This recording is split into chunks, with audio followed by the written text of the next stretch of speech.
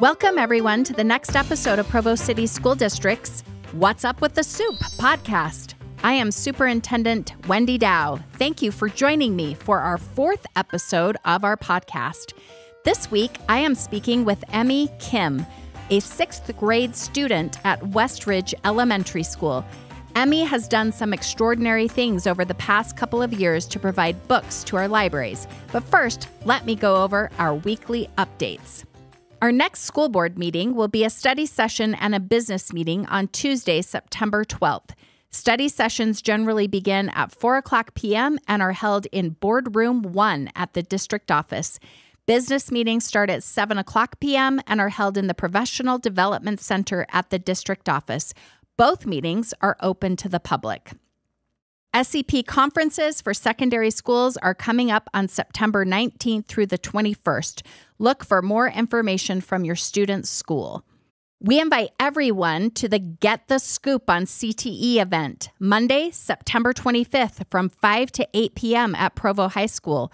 Learn about CTE pathways and future career opportunities, plus you get free ice cream. Who wouldn't want to come to that? If you qualify for free or reduced lunch, remember to send in your application. The deadline is September 28th, and this does need to be completed each year. The Foundation's Links for Kids golf tournament will be held on September 28th. If you are interested in participating, please visit foundation.provo.edu. Please continue to check your school's website, calendar, and social media for important information and dates. Please remember to update your information in PowerSchool. This process needs to be done each year, for it allows our schools and the district to contact you with important information and in emergency situations. Weekly videocast will be coming from me every Friday, so stay tuned. Now for our Community Connections segment. At the end of each podcast, we ask our listeners to submit any questions or topics that they would like us to address on the podcast. Not every question we receive warrants a full podcast episode, but we also want to acknowledge the questions and provide answers. This week's questions come from our listener, Jared.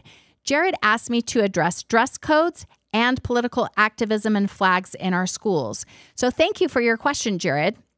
Let me address the question around dress code, both for students and for employees.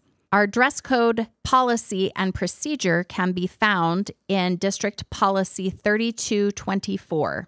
The dress code policy states that students will be dressed appropriately for school, and it directs the superintendent or their designee to create an actual procedure that's tied to this. So if you go onto our website under policies, you can see the policy listed under 3224. And there will be a line item that says 3224P1. That basically stands for Procedure 1. And in there, it lists the requirements for student dress. Basically, students are required to dress appropriately for the setting and activity that will take place. So, for example, you are going to have different dress for a PE class, or if you're on a dance team, than you would attending a class. But the basic requirements are that undergarments must be covered at all times. See-through or mesh garments must be worn with appropriate coverage underneath. Illegal, threatening, profane, or lewd content will not be allowed. So, for example, images or language that is gang-related is not allowed, that includes weapons is not allowed, illicit drugs or alcohol, sexual content, violence, discrimination, or profanity would not be allowed. We really work hard with students. We do not want to shame students for what they wear at school. And so that process will be that an administrator will address it if it is violating any of these procedures, and that we will provide a way for the student to correct it so that we can get them back to class. Our number one goal is to have students at school, and we don't want them to feel shamed for what they are wearing. We want to make sure that they are feeling comfortable, and so we work with them on that. As far as employee dress, it can be found in Policy 5090, Procedure 1, where it does state that employees are to dress professionally. We do need to acknowledge that we have teachers, for example, a kindergarten teacher who's going to be sitting sometimes on the floor with their students, or you have coaches that are going to be working with students. So the dress needs to also match what it is that they're working with respect to a student. If you ever have concerns about that, you could certainly reach out to that employee or even to their supervisor, which would be the principal in most cases. As far as your question about political symbols, the board has a policy committee. We do not have an official policy in place at this time. So we are forming a subcommittee that will be working on that and bring a draft back to that policy committee at the end of October. And then that will go out for community feedback prior to the board voting and adopting on any policy that is tied to the use of political symbols. The bottom line is we want to make sure that classrooms are safe for all students. So if you ever have a concern about what's happening in a classroom, you may reach out directly to the teacher, but also your principal is your first resource there to discuss with them your concerns, and they will help you in coming up with a resolution. Thank you again for your questions, Jared. If you have any topics or questions you would like us to discuss on the podcast, please email us at podcast@provo.edu. And now on to our episode. My guest today is Emi Kim, and she is a 6th grade student at Westridge Elementary. A couple of years ago, Emi felt that she wasn't really seeing herself in the books she was reading. So because of this, she thought that other students might feel the same way. And she came up with a really genius solution. She created a lemonade stand in the middle of summer and believed that the money that she made from this lemonade stand could be used to buy enough books for her local school in order to represent a wide range of cultures. So her lemonade stand went better than expected and has brought diverse books to students throughout Provo and the entire state. So welcome, Emi. Hi. So first off, how is the school year going for you? Pretty good. You like your teacher? I really like my teacher. Oh, excellent. And it was very important that we were interviewing Emi so she didn't miss recess. And you were telling us about a great game that you play at recess. What's it called again? Circle. Circle. Okay, but it's one of your favorites. Yep. Okay, excellent. So tell me, who is your teacher this year? My teacher is Mrs. Stott. How are you getting along with Mrs. Stott? She's a really good teacher. Really? What do you like most about her? I like the way she teaches us, that she has a lot of lists for everything. I like everything organized, and so it's just a lot easier for me to know what's going on. Excellent. So that organization is important for your learning. Is there another teacher that you've had while you've been at Westridge that you really like that you also want to give a shout out to? All of my teachers I've liked. I've had Miss Hardman in kindergarten, but then I went to Wasatch. Okay. When I came back, I got Miss Medina. I really liked her because I had a lot more freedom. She was really fun, and she let us do a lot of stuff. And Miss Spoon, I really liked her too. She was also really fun. At the end of the school year, she let us have a water fight, and she even joined in. Excellent. Water fights that's pretty exciting. I mean, that's pretty great. So I take it you like reading. Yes. Yes. Oh, I love that. Okay, so tell me how you developed your love of reading. Well, in like 1st grade to like 3rd grade, I hated reading. Then when I started finding the books the genres that I really liked, like Harry Potter, I started reading those. Not really like actually reading them. My dad would read it to me at night. I'd watch the movies. I like reading movie books the most. Okay, that's interesting. So Harry Potter's one of your favorites. What are some of your other favorites? I really liked Diary of a Wimpy Kid. Some other movies I like, I think they should make movies out of them. There's The Silence That Binds Us by Joanna Ho. Also Beneath the Wide Oak Sky by Emily Inoue Huey. Okay. So those are books that you wish they would make movies of. Yeah, they're really good. Oh, that's awesome.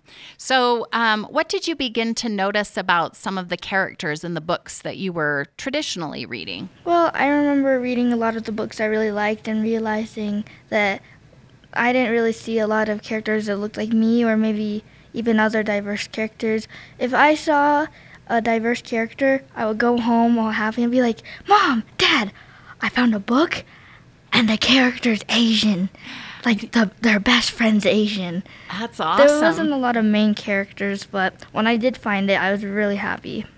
That's exciting. I love that you recognize this need, that kids needed to have books about people that were like them. Tell me a little bit more about that. What gave you the courage and belief that you could actually make a difference with this? Well, support from adults mainly. One day I was just playing with my siblings and then my mom called me in. She was on a call with my auntie and she asked, "How do you want to positively change the world?"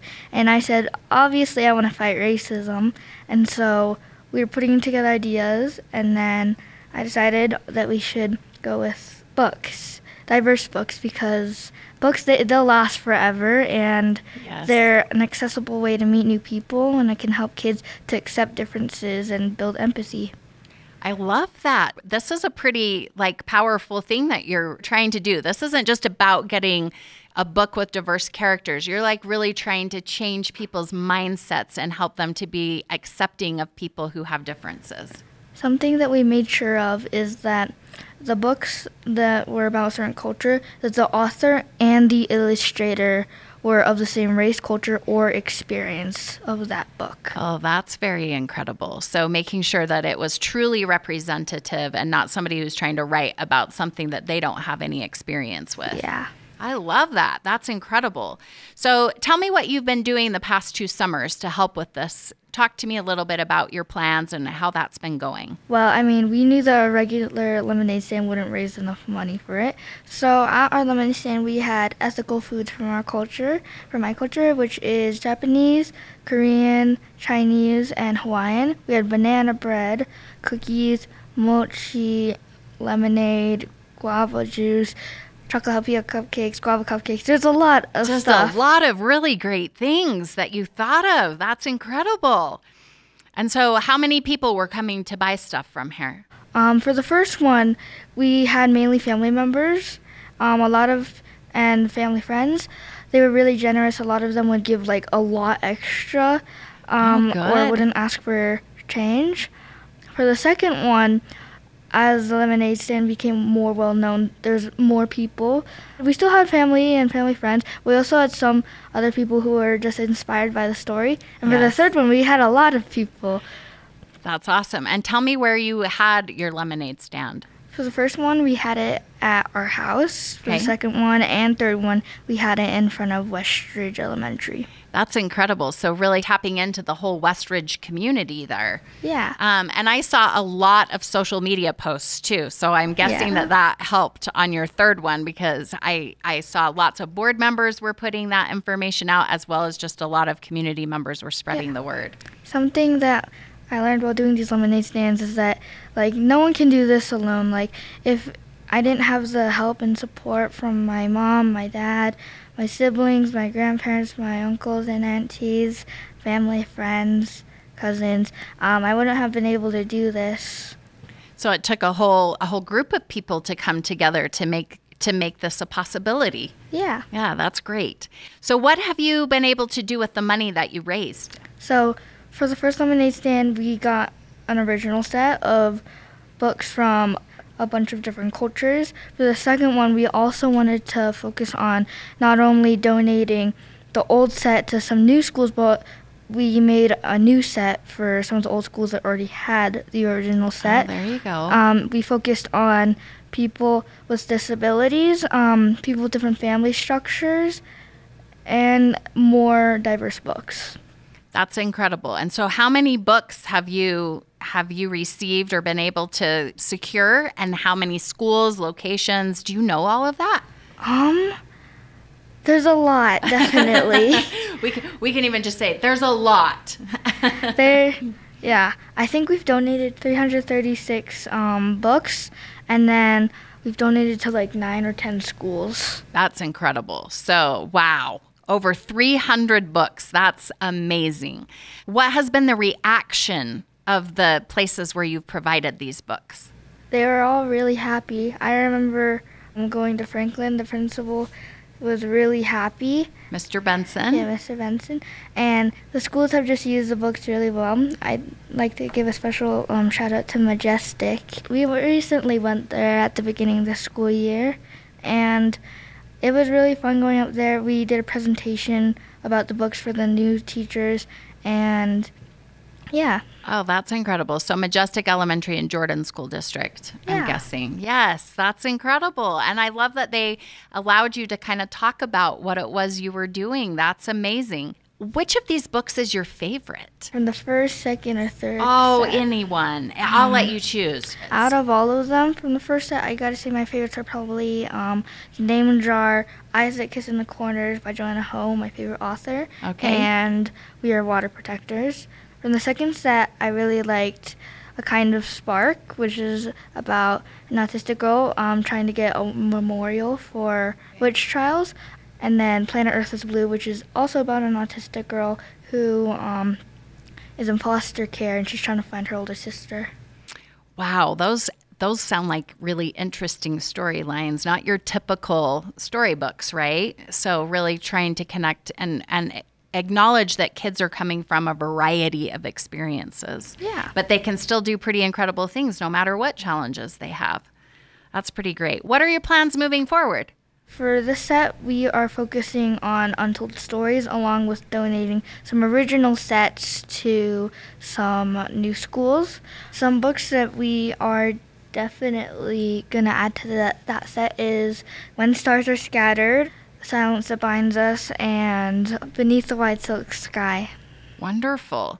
What do you really want people to know about what you are doing and why it's so important to you? Like if you could really communicate with them and say, this is really why I care about this so much. Because I even think it's going beyond, right? Just finding diverse books. You have an even greater mission. I do want them to know that when they read these books, that it's good to see others as well as themselves in books, and also to make change with this, because I've learned that it's not one big solution that changes everything. It's a lot of little ones. Oh, that is a great message to send. So we don't have to come up with these grandiose plans. We can just do small, simple things, and that positive momentum can happen, right, to bring about change. Is there anything else you want our listeners to know? Something I really learned during this is that kids can do anything with the support of adults, because I don't know, for us kids, just the support from adults just makes us really believe that we can do it, and with the community you can do mainly anything. That's incredible. And it also shows you is that as you get older, then you're going to become that adult and you can start to bring about that change. But now you've had that experience of them kind of guiding you through that process, right? Yeah. Well, thank you so much, Emi, for taking the time to talk with me about your awesome project and all of the good that you are doing. I know that these schools are very grateful, and it's just more important, the lessons not only that you're learning, but the things that you're sharing with other kids. So thank you so much. Thank you. Thank you, everyone, for joining me for this episode of What's Up with the Soup. As always, all episodes will be posted on Spotify, YouTube, and the district website. If you have any topics or questions you would like us to discuss on the podcast, please email us at podcast@provo.edu. We will continue our focus on students next week when we talk with a teacher and a student at Amelia Earhart Elementary about their Amelia Earhart literacy community. So be sure to join us for our episode next Friday, September 8th. Have a great Labor Day weekend, everyone. Until next time.